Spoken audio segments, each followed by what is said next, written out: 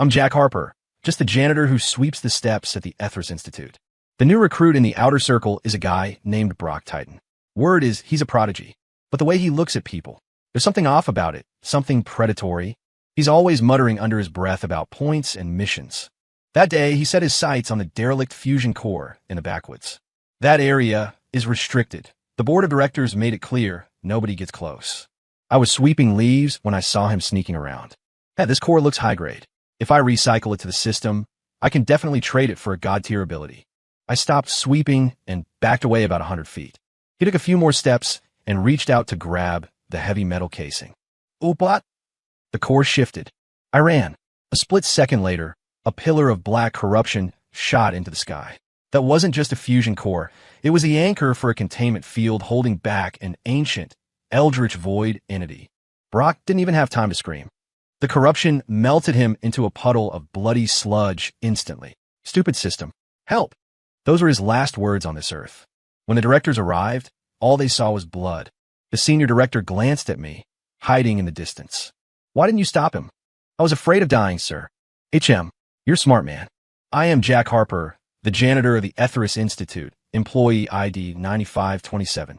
These days, being a janitor is harder than running the place.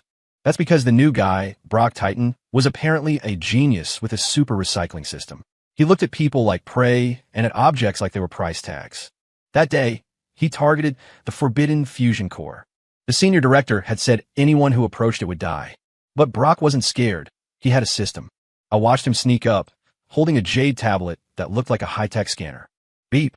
Ancient artifact Demon Sealer core detected. Recycling value, 100 million points. Brock's face flushed with excitement. Jackpot. With 100 million points, I could buy the primeval saint body and stomp all those elites in the inner circle. Rubbing his hands together, he inched closer. I stopped my broom, mentally calculated the blast radius, backed up 300 feet, and hid behind a massive boulder. Just to be safe, I slapped a silence and shield rune patch on my chest. Brock reached the core. Hey you, the sweeper. He suddenly turned, his eyes dark and vicious. Get lost. If you tell anyone what you saw today, I'll recycle you. I lower my head submissively. Don't worry, sir. I am practically blind. Humph. Smart choice. He turned back, pressed both hands on the core, and shouted, System, harvest. The core vibrated violently, emitting a sound like a massive metallic burp. The next second, black gas erupted like an ink geyser. That wasn't an unclaimed artifact. It was the seal on a void lord's soul, connected directly to the chaotic ley lines of the underworld. The system's greed triggered the seal's failsafe. Warning. Warning. Host attempting to recycle World Foundation Stone. Capacity exceeded. System critical failure imminent. The mechanical voice in Brock's head suddenly broadcasted outward, turning into a screeching alarm. What? System, save me. Brock screamed in terror, but the black gas instantly wrapped around his limbs. It was concentrated, corrosive void energy. His skin began to ulcerate, melting like wax. Just then, a golden light shot out of the top of his skull. The system entity trying to bail. Trying to run? I flicked my broom, launching a nondescript pebble. Whip! The pebble hit the golden light with sniper-like precision. ZZZZT. The light was knocked off course, plunging straight into the surging void energy. Higher dimensional attack detected. Surrender protocol initiated. The system actually spoke, its voice ringing directly in my mind. Big boss, spare me. I'll unbind. I'll recognize you as my master. I have infinite god-tier skills. My face remained expressionless. Proper waste disposal is everyone's responsibility. I ignored it. The void energy instantly swallowed the golden light and Brock Titan. Even his screams were devoured, leaving only a bubbling pool of blood. When the senior director arrived, his face was green. He looked at me, then at the blood. Void leak. Who did this? I shivered, pointing at the blood. Director, this student said the core was dirty and wanted to clean it, but then... Idiot. The director cursed, waving his hand to vaporize the blood. Why didn't you stop him? I was afraid of dying. At least you're honest. The director was in a rush to repair the containment field and ignored me. Once everyone was gone, I slowly shuffled over. Where the blood had been, a fragment the size of fingernail lay twitching. It was the system's corpse. I swept it into my lead-line dustpan. Number 108. Greedy bastard. 7 days after Brock's death, the outer circle was buzzing again. This time it was a pretty boy named Julian Vane. He was prettier than most women, constantly fanning himself with a folding fan, walking like he was floating on air. I glanced at the fan. It was wrapped in pink causal threads. The Peach Blossom Curse. He was the host of a seduction system. His target was clear, the Institute's icy saintess, Elena Frost. As long as I seduce this S-class NPC, I can get the Institute's supreme treasure, unlock the dual cultivation manual, and turn the entire Ethris Institute into my harem. Julian sat in the gazebo, confidently outlining his plan to thin air. He couldn't see me. In his system vision, the label above my head was LV. Un janitor NPC inséduisable. A gray name meant I was background scenery. But I heard him loud and clear. To manufacture a chance encounter, Julian went all out. The first time, he staged as selling myself to bury my father's scam on Elena's path, dressing up as a destitute scholar. I happened to walk by and sprinkled some itching powder under his father's straw mat. Just as Elena approached, the dead father jumped up, scratching furiously and performing a frantic breakdance. Elena gave a cold stare and walked away. Julian. The second time, he paid a fortune to hire some local thugs to stage a hero saving the beauty scene in the backwoods. I wasn't idle either. I tossed a few hornets' nests into the bushes where the thugs were hiding. Mutated hellfire hornets. When Elena got close, Julian shouted, "Let the girl go." But the thugs didn't rush Elena. They rushed Julian, clutching their butts and screaming for their mothers. "Help! This pretty boy smells sweet. The bees are only stinging him." Julian had sprayed himself with special cologne, the system's aphrodisiac scent. It worked on humans, but it was practically catnip for mutated hornets. My face. Not the face. Julian scrambled away like a rat. Elena looked at him like he was brain dead. Psychopath. She drew her sword, the shock wave knocking the thugs out and sending Julian flying 30 feet. Julian. The third time was the last straw. Julian was desperate. His system issued a red alert mission. Host must make physical contact with Elena Frost within 3 days or face termination. He stopped playing games and used his trump card. Early that morning, he blocked the path to the training hall. In his hand was the Peach Blossom fan, elegant on the outside, malicious on the inside. "Morning, Elena," he said, snapping the fan open with a greasy, confident smirk. A faint pink mist, mixing with the morning fog, drifted out silently. It was 9-cycle trance gas from the system store. Even a high-level master would lose their mind and fall in love after one breath. Elena didn't notice and kept walking. The greed in Julian's eyes was overflowing. 3, 2, 1, fall. He counted down in his head. I was counting too. 3, 2, 1, trip, snip. My shears cut a hidden vine by the roadside. The vine snapped back like a whip, perfectly catching Julian's ankle. God! Julian, posing in his most dashing stance, suddenly lost his footing and lunged forward in a pathetic sprawl. The fan flew out of his hand, tracing a pink parabola through the air, straight toward Elena's face. Ambush! Elena was a blade master. Her reflexes were faster than her thoughts. A flash of steel. Shing! The Peach Blossom fan, worth 5,000 points, was sliced in half. The concentrated trance gas inside exploded instantly. It didn't hit Elena. Because of Julian's faceplant, the cloud blew directly back into his own face. Cough! Ugh! So hot! Julian's face instantly turned the color of a pig's liver. His eyes glazed over. He looked at a large rock in front of him and saw a peerless beauty. Elena.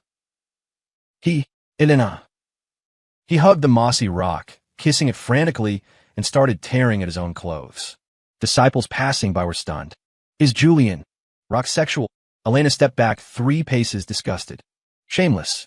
Outer disciple Julian Vane, engaging in public lewdness and attempting to assault a core disciple. Where's security? 2 enforcers materialized from thin air. Seeing Julian dry-humping a boulder, even their old faces turned red. Drag him away, cripple his cultivation, and expel him. Julian was dragged off like a dead dog. As he passed me, he was still mumbling, "System. Save me. My harem." I was pruning a hedge and didn't look up. "Watch your step, brother. There's a fire ant nest on that rock." That night, a scream echoed from the mountain base. Because the system judged the mission a failure, it initiated the self-destruct protocol. Julian's heart exploded.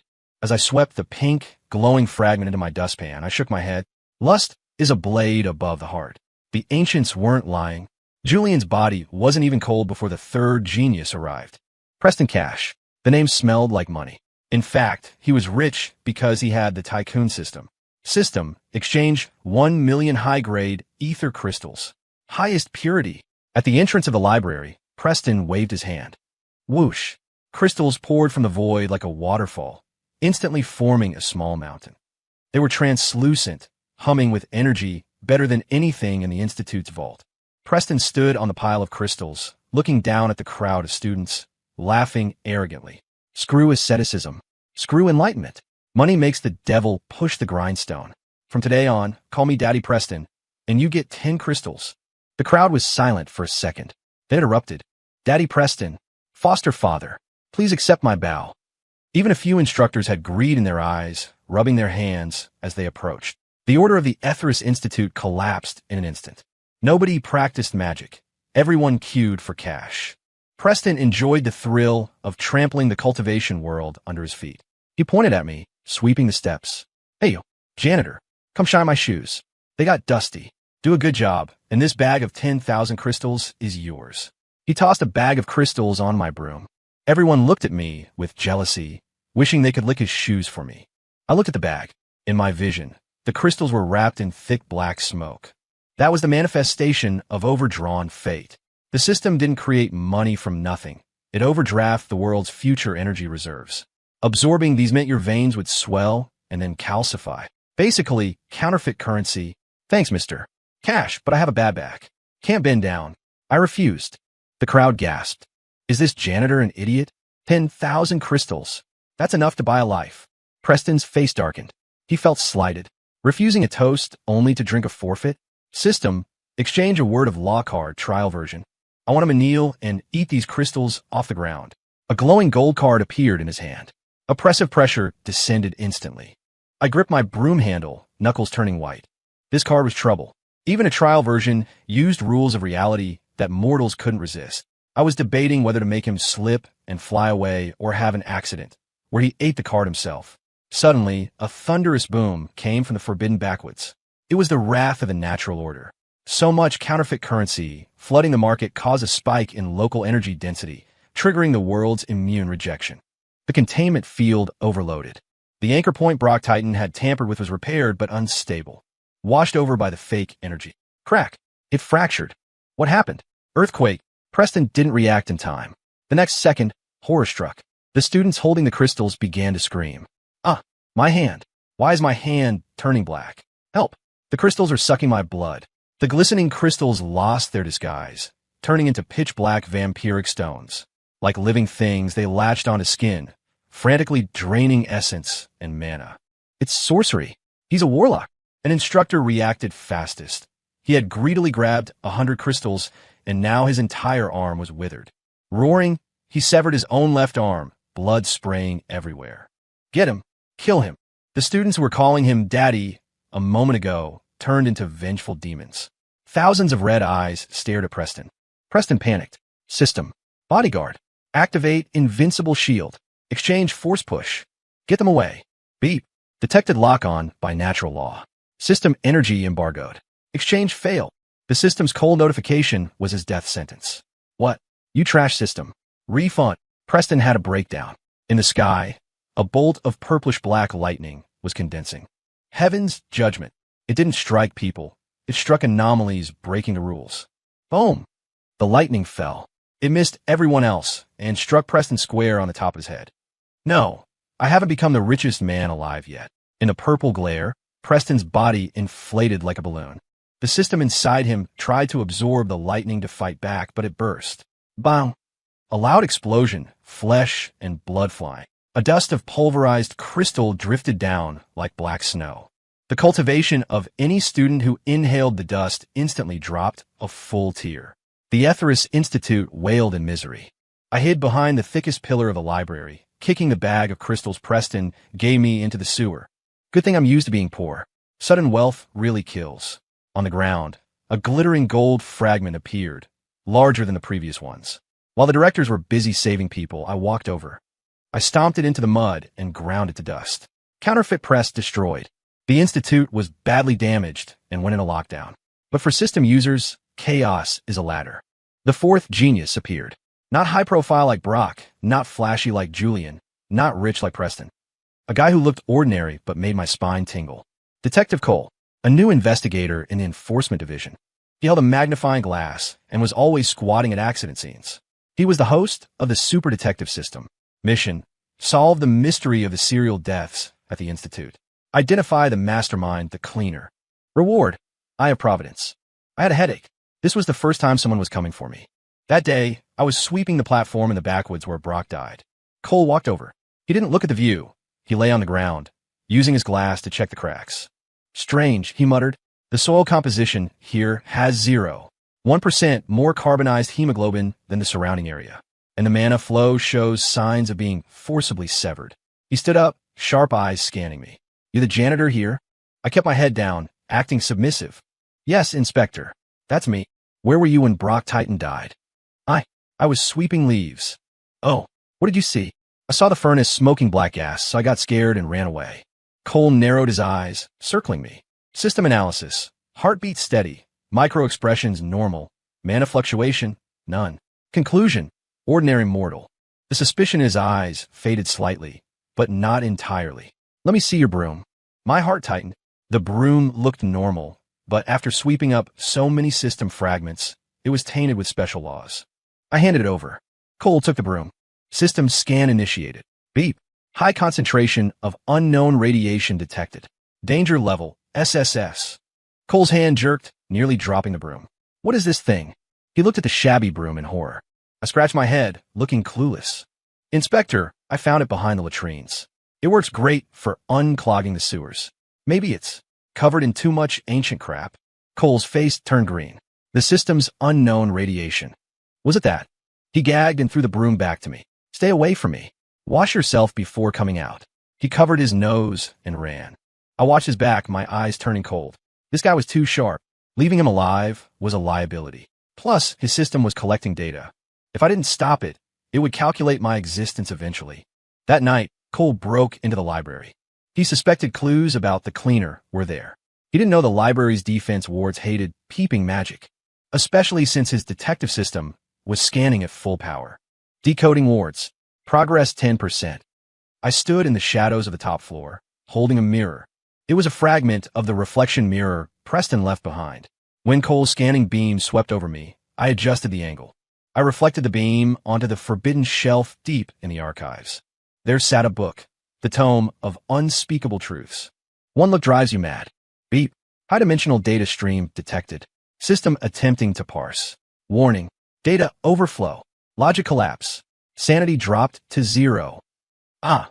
Cole let out a blood-curdling scream downstairs. He saw something he shouldn't have. His system, to protect the host or itself, chose a forced shutdown. But before shutting down, the massive chaotic data stream crushed Cole's brain. The next day, the enforcement division had a new lunatic. He spent all day looking at the sun through his magnifying glass, yelling, "It's all pixels. This whole world is just pixels." I walked past him, and he grabbed my pant leg. "Sweeper." I saw it. You're the... My heart skipped a beat, killing intent rose. He giggled, drooling. "You're the guy who unclogs the toilets." So smelly. I relaxed and pulled my leg back. "Good joke, Inspector." I showered today. In the corner, a monocle lay on the ground. The system carrier. While no one was looking, I stomped it into a crack in the stone. The truth is sometimes better buried. 4 deaths in a row. The atmosphere in the Institute got weird. Everyone thought the feng shui was bad. But for Tiffany Rose, this was an opportunity. She was a new disciple in the alchemy division, gentle, soft-spoken. But I could see the pink halo over her head, Saintess strategy system. Mission: reform villains/extras, gain affection, harvest fate. Ultimate goal: become the cultivation world's moonlight. She didn't use violence. She used emotions. And she was smart. She didn't target the high and mighty elite disciples. She targeted the bottom tier. "Junior brother, you must be tired sweeping. Here, I made some osmanthus cakes." She handed me a pastry with a smile. I looked at the cake.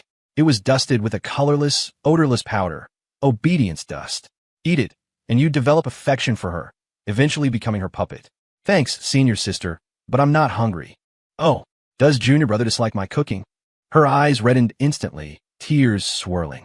Passers-by immediately cast condemning looks. "This janitor doesn't know what's good for him." Refusing Tiffany's homemade food? Tiffany enjoyed the moral high ground. Ding. Extra A, B/C affection plus 10, fate value plus 50. Her system cheered. I saw through her game.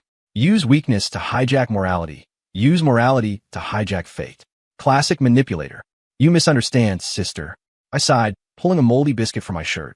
I'm afraid if I eat your cake, I'll never be able to swallow this trash again. It's easy to go from frugality to luxury, but hard to go back. I sounded pathetic. The crowd's mood shifted instantly. This janitor. Poor guy. Tiffany means well, but it's a bit let them eat cake, isn't it? Tiffany's smile froze. Ding. Affection dropping. Fate value -20. A glint of malice flashed in her eyes, quickly hidden. I was inconsiderate. She put the cake away and left. But I knew she wouldn't give up. I was the only fortress in the outer circle she couldn't breach. The system labeled me a special NPC with high returns. In the following days, Tiffany bombarded me, giving clothes with tracking runes, giving pills laced with chronic poison, even helping me sweep, trying to steal my broom. I neutralized them all. Clothes went to a stray dog, pills fed the rats, broom never left my hand. Until that day, the dagger came out. She ran to me crying, covered in blood, chicken blood. Brother, help! Someone's chasing me. She threw herself into my arms. I sidestepped. She hit the air and face planted. Sister, who's chasing you? It's a demon cultivator. She pointed behind her, trembling. A cloud of black smoke was indeed approaching. It was a phantom soldier she exchanged from the system. 0 attack power, purely for scares. The goal, force a hero saves beauty moment, then she blocks a hit for me. Max out my affection, harvest my soul. Nice script. Too bad she picked the wrong location. This was the edge of the forbidden backwoods. I looked at the phantom and shouted, "Oh no, a real demon. Run, sister." I grabbed Tiffany and ran, not toward the school, but deeper into the forbidden zone. Hey, wait, that's the forbidden zone. Tiffany panicked. Only the barrier there can stop a demon. Don't be scared, I'll protect you. I looked heroic, gripping her wrist tight. Actually, I was pressing a pressure point, so she couldn't break free. We charged into the fog. Tiffany's system screamed. Warning, entering high danger zone. Real demon beast signature detected. Yes, the phantom was fake. But the metal muncher I raised in the woods, a mutated Kodiak bear, was real. It was teething and very cranky. Roar. A massive black and brown beast burst from the fog. Tiffany's phantom soldier vanished like a fart in the wind before the real monster. Ah, help! Tiffany went pale, instinctively pushing me toward the beast. Brother, you block it for me. This was her saintess true face. I went with the push, rolling into a pre-dug trench. The metal muncher ignored me. I raised it, after all, and lunged at Tiffany. No, system. Exchange invincible body. Insufficient points. Cannot exchange. Tiffany despaired. The bear swatted her. It wasn't a killing blow, but enough to shatter every meridian in her body. Puffed. Tiffany spat blood, flying back like a rag doll. The system halo shattered. Host body critically damaged. No repair value. System unbinding. The cold voice returned. Tiffany lay on the ground, watching the pink light leave her. No. Don't go. I don't want to die. She reached out, grasping air. I climbed out of the pit, dusting myself off. The bear nuzzled my leg. I tossed it a spirit bamboo stalk I stole from Preston. Then I walked to Tiffany. She was gone. Her face still held fear and resentment. The pink system fragment lay in the grass like a withered flower. I picked it up. Fake mercy, real cannibalism. 112. I looked up at the sky. Dark clouds gathered. The real big one was coming.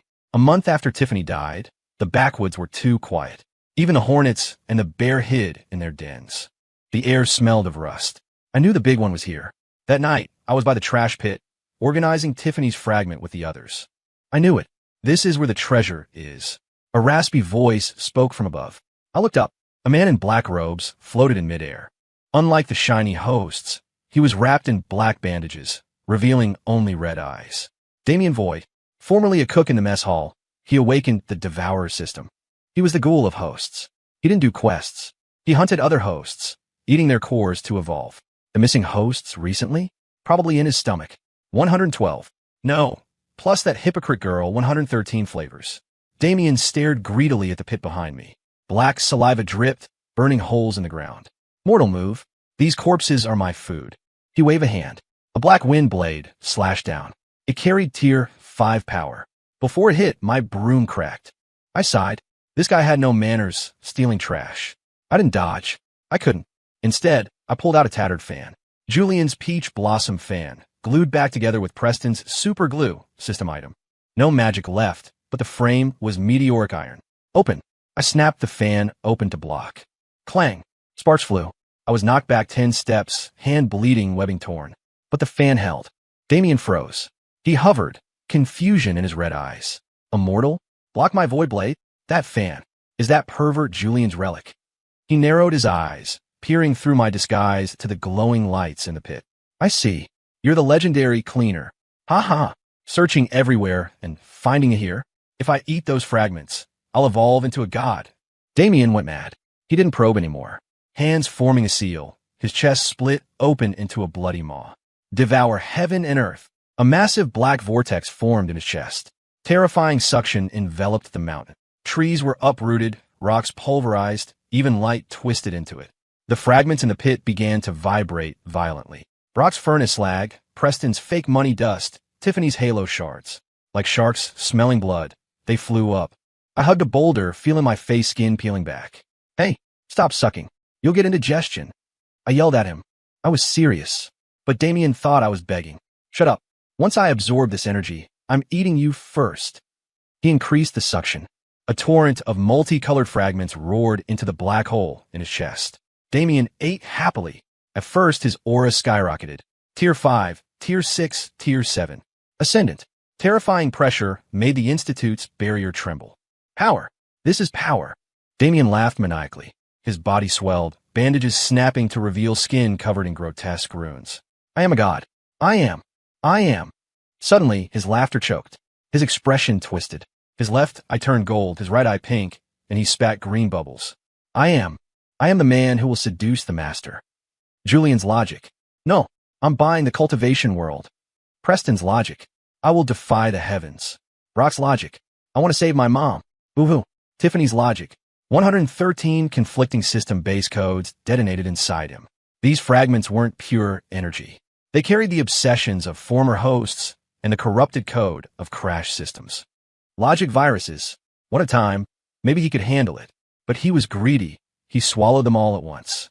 It was like running 100 incompatible antivirus programs on one PC. Result, blue screen of death. My brain. Damien clutched his head, rolling in the air. His body began to mutate. Left arm became a mechanical claw.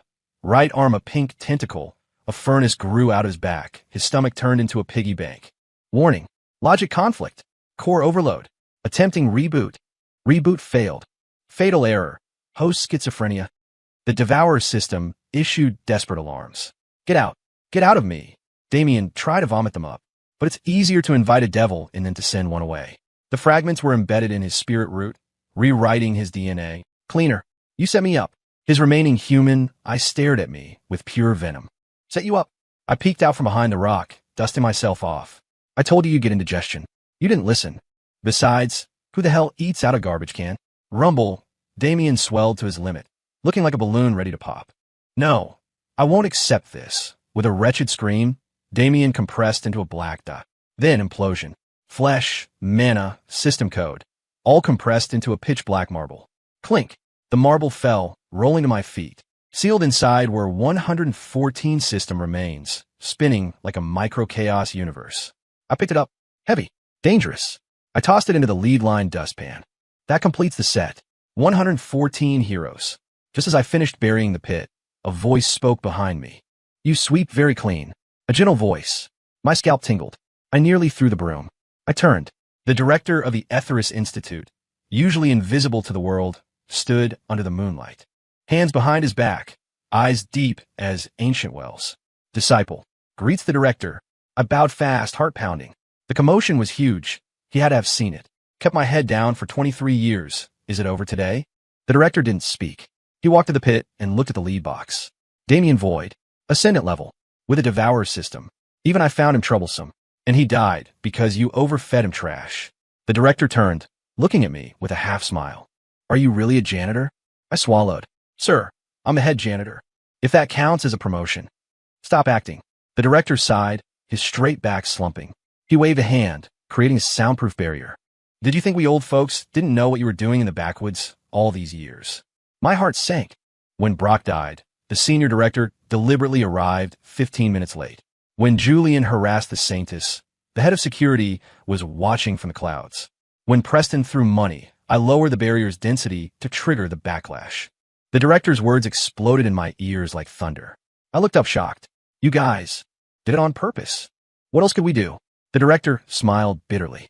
For 20 years, these extraterrestrial demons, these systems, have invaded more frequently. They're like locusts stealing the world's fate, turning geniuses into madmen, turning ether into waste. We can't kill them all. We can't stop them. Until we found you. The director looked at me, gratitude in his eyes. You are a natural nullifier. Systems malfunction around you. Hosts lose IQ points around you. We don't know why. Maybe you're a glitch in the matrix. Maybe the world's antivirus. So we allowed you to build this landfill. We herded the infected students to you. We use your hand to clean house. I was stunned. So I thought I was being sneaky, but I was actually the Institute's unpaid hazardous waste disposal guy, with the boss watching my KPIs? Sir, that counts as exploitation, right? I grumbled. It does. He admitted it freely. But now, exploitation is useless. His smile vanished, replaced by deep despair. He pointed at the sky. The small ones are gone. The big one is here. When Damien died, his core sent a signal to a higher dimension. The mainframe found us. As he spoke, the sky cracked. No sander. The black night tore open like canvas, revealing a stark white background. A giant, indifferent, golden eye squeezed through the crack. It took up half the sky. Data streams flowed in its pupil, each line a law of reality. Detected loss of massive subsystem signals. Location, Sector 9527. Verdict, viral infection critical. Action, format and delete. The voice wasn't heard. It resonated in every soul. Emotionless. Pure execution. Puffed. The director spat blood and fell to his knees. That is the source code.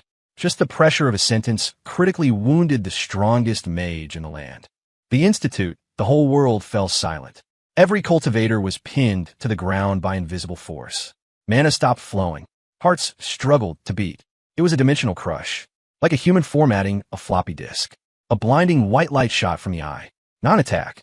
Erasure. Mountains vanished. Clouds vanished. Space itself was wiped into nothingness. Activate the array.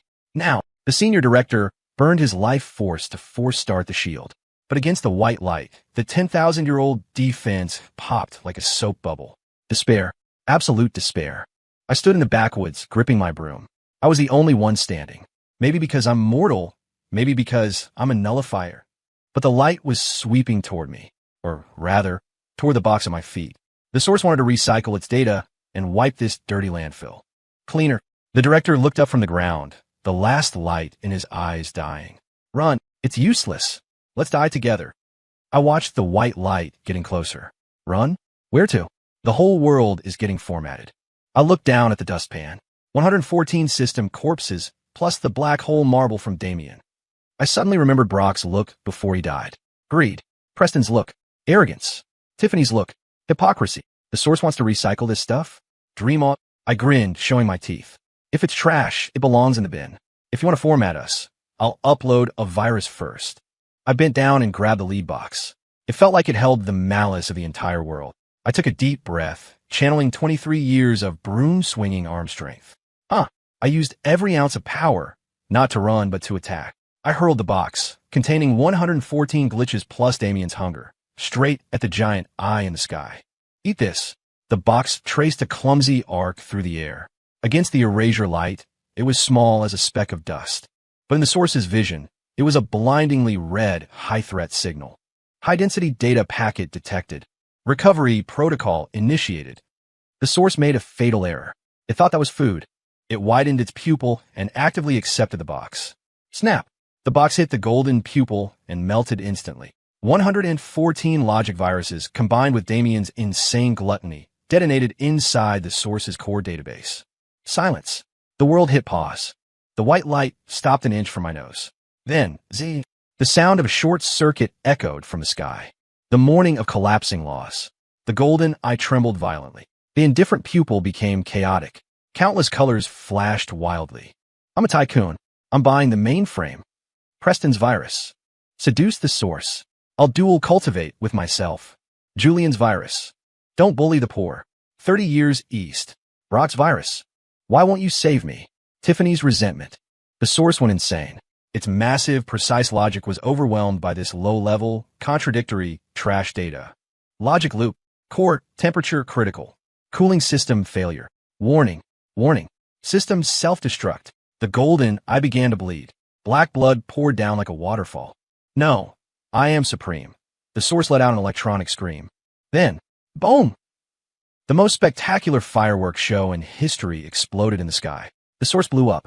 The massive amount of fate it had stolen from countless worlds was released all at once.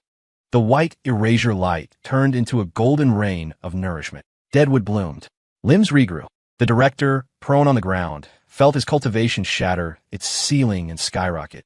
This is fate feedback. The natural order is whole again. Everyone went crazy, cheering, crying, bowing. Except me. I sat on the ground, gasping for air. The broom in my hand had burned to ash. Damn, nearly broke my arm. I watched the crack in the sky heal and curled my lip. Told you, sorting trash is important. Eating random stuff give you a stomach ache. After the source exploded, the cultivation world entered a golden age. The Etherius Institute, being at the center of the fate rain, became a holy land. The director wanted to build a statue of me, make me a supreme elder, even the next director. I refused. Are you kidding? Being director means meetings, accounting, and dealing with nepotism. How is that better than sweeping? Besides, I'm a man of principle.